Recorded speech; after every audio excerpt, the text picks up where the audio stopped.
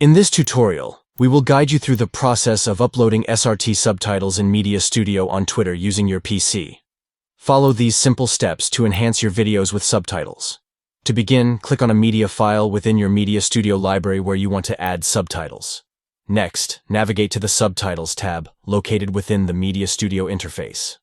Now, select the language of the SRT file that you will be uploading to accompany your video content.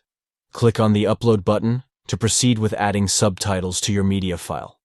Choose the SRT subtitle file from your computer that corresponds to the video you're working on. By following these straightforward steps, you can seamlessly upload SRT subtitles to your videos in Media Studio on Twitter.